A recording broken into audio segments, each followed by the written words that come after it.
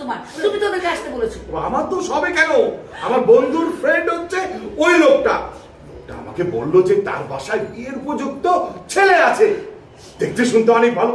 আমি চিন্তা করলাম ছেলেটাকে মিলিকে দেখায়, এই জন্য তো বাসায় আসতে বললাম। জানতাম এভাবে মেরে আমার মেয়ের দুটো দাঁত নড়িয়ে দিবে।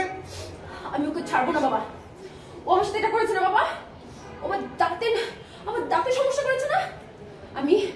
আমি কি করবো বাবা, তুমি কি করবি? আমি ওর মুখের ডিসপ্লে নষ্ট করে দিব।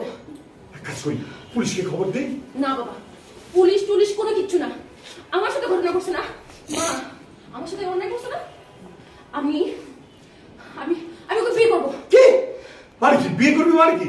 হ্যাঁ বাবা, আমি ওকে বিয়ে করবো, বিয়ে করে তিলে তিলে তিলে আমি ওকে যন্ত্রণা নিয়ে জীবনটা আমি ছাড়খাড় করে দেবো মা। চুপ কর, পাগল কোথাকার। তুই কি পাগল হচ্ছিস নাকি? না মা, আমি পাগল হইনি মা। দেখো, আমি যদি বিয়ে করি, নারী সর্বসর্বা, নারীর কোনো মামলা হয় না, নারী যেটা বলে সেটাই পুলিশে শোনে।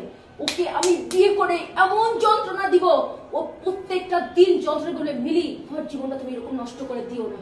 দেখো আমি ওর জীবনটা কি করি মা। এই মেয়ে পাগল হয়ে গেছে, কি উল্টাপাল্টা কথা বলছিস? সেটাকে বিয়ে করে প্রতিশোধ নেবে, ফাইজলামি করার জায়গা পাচ্ছে না। আচ্ছা মা, যাই করিস না কেন তুই কিন্তু খবরদার এই উম্মাদ পাগল ছেলেটাকে বিয়ে করিস না। হ্যাঁ, বিয়ে করিস না মা। বিয়ে করিস না? না না মিলি, না এখন না, আমি ওকে আগে নিজে দেখে নেই, তারপর পুলিশ দেবে, বিয়ে করিস না।